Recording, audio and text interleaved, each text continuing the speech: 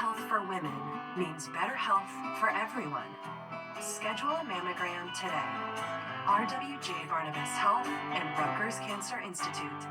Let's beat breast cancer together. Well, on this Veterans Day, two very special birthdays are being celebrated at an assisted living facility in Westchester. Yeah, a pair of World War II vets are turning 100, the other 101. Their war stories are captivating, but what will stay with us is the pride and joy that these men expressed when speaking about their military service. There's more than one reason to celebrate at the Bristol at Armonk this Veterans Day. In addition to thanking those who have served this country, they're also highlighting two monumental birthdays. Rocco Russo, who's 100, and Peter Hahn, who's 101. Both men World War II veterans stationed on opposite ends of the world, but fighting for the common good. Well, I was stationed on the Navy tank in the Pacific for over 2 years. Surrounded by his 5 children, Rocco Russo talks about his time on board the USS Ocella. We went into Tokyo Bay 30 days after the bomb was dropped. The Portchester native is thought to be the last surviving member of the ship's original crew. He very rarely, that I remember, very rarely spoke of it. For 100 years old, he's as sharp as a tack. Longevity he credits to his wife of 72 years, Winnie. Do you have any secrets of living to 100 years old?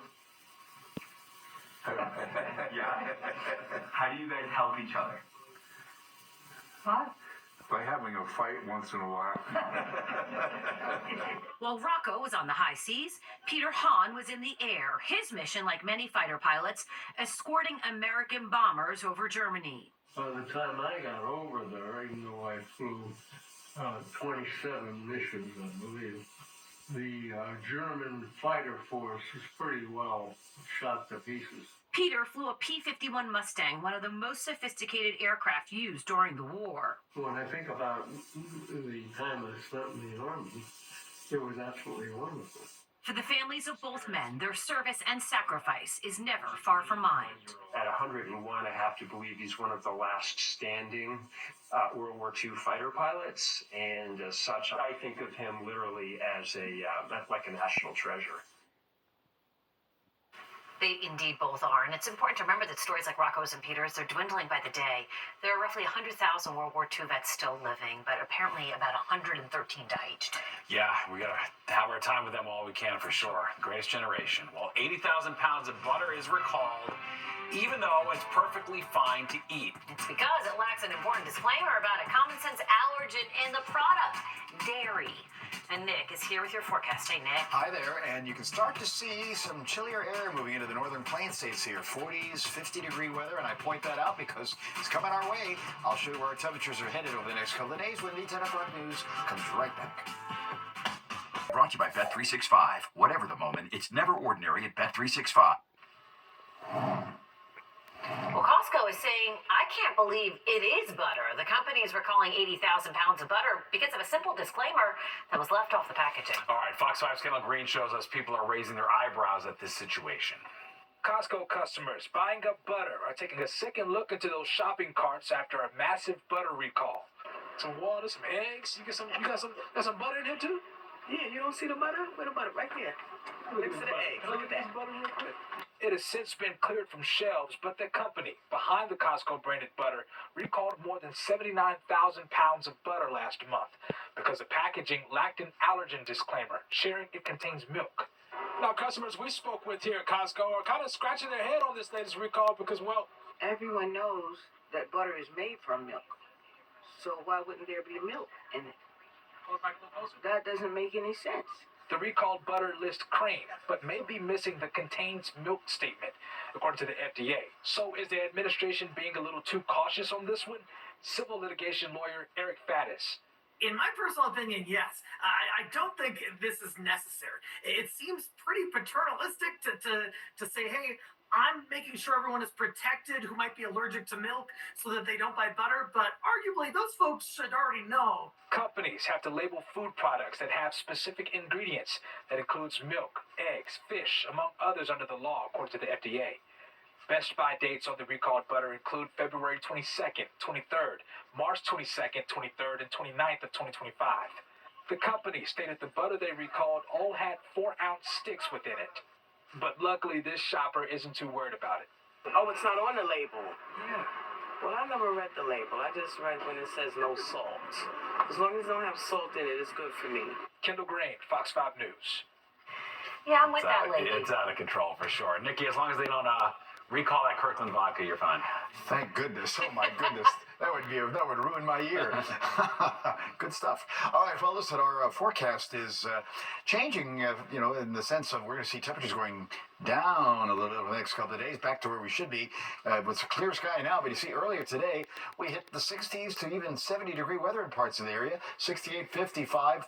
The 55, pretty much where our high should be, and that's where we're going to be tomorrow.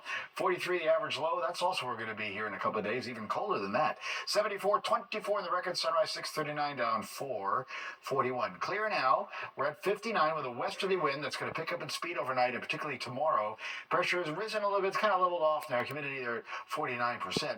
And again, temperatures upper 50s still around the city and up into Connecticut, but low 50s out to the Hamptons, down to Belmar. We do see 40s now appearing North Jersey into eastern Pennsylvania. Some of those spots will be down around 40 tonight. So kind of a mixed review here compared to yesterday. Some areas a little warmer than where we were. Some areas slightly cooler. All right, as we look at the wind, though, now it's mostly out of the west. We're waiting for a little cool front to come by, and it's reported as calm there at White Plains and Poughkeepsie, but that wind is going to pick up in speed overnight, and tomorrow, low humidity, dry conditions, gusty wind. Here we go again. Red flag warning is up for brush fires. This is amazing, right? It's been so dry that we're seeing conditions like we'd see out west here. So the Hudson Valley, Connecticut, and Long Island to the city have this red flag warning until about 6 o'clock tomorrow night. Okay, temperatures today, there are the highs again. Some low 70s. Islip to Belmar, upper 60s, the city northward into Dutchess County, over into Connecticut. And for that matter, over into eastern New England, Boston got up to 68 today. That is Providence. 50s, though, start to appear. You go westward, Cleveland only 56. There's the trend as that cooler air is on the move to come our way. Chicago 58 today, but then low 70s heading further south. All right, there's the cool front. You can see it with the showers, but these showers, they're going to try to get here, and they're going to hit the dry air, and it's going to fall right apart. So we're not worrying about those showers coming in here tonight. Then the big picture around the country shows not much going on at all. It's dry all the way back to the Rockies. Next system is still off in the Pacific Northwest, so you're going to see in our future cast overnight, we just have a few clouds rolling by. We'll get down to the upper 40s to about 50 in the morning for the city, and some 40s to the northwest tomorrow. No better than middle 50s in most areas. So again, now that's where we should be for this time of the year. But that strong wind will be out of the northwest to west, 15 to 25, gusting 30, 35 as we get on into the afternoon. Coldest day of the season tomorrow night, going down to the upper 30s in the city, and 20s as you get North Jersey into the Hudson Valley tomorrow. Low to middle 30s along the coast, and we don't get out of the 40s most areas as we head on in towards Wednesday. So again, there's a sign of the times, I suppose, and it does warm up though as we head towards the weekend. 49 tonight in the city, about 40 as we get to the suburbs. The wind will start picking up. A few clouds will be around, and then tomorrow the sun is back. It's a windy day again. 55 winds, 50 to 20, gusting 30, 35 as we head on into the afternoon. All right, chilly day Wednesday, breezy as well. 48 48 for the high, starting in the 30s. 49 Thursday with lots of clouds. Then we start going right back up into the 50s. Windy over the weekend, even 60s by Sunday and Monday, but still no rain that we really need. Wow, wild. I mean, we get 3 inches at a time every other week, it seems, past couple of years until now. Not now. Crazy. Thanks, All right, Nick. Nick, thanks. Ancient times meets modern technology. All right, the Vatican unveils a digital twin of one of the most famous Michelangelo paintings.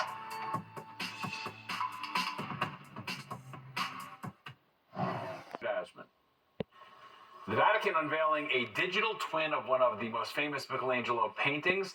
Check this out. The Vatican and Microsoft teaming up to recreate St. Peter's Basilica in digital form. It was done using artificial intelligence. Now tourists can visit the church anytime from anywhere with the digital image. Drones, cameras, and lasers took up to 400,000 photographs to create the replica. The images have also caught on to structural damages unnoticed by the human eye that need repairing.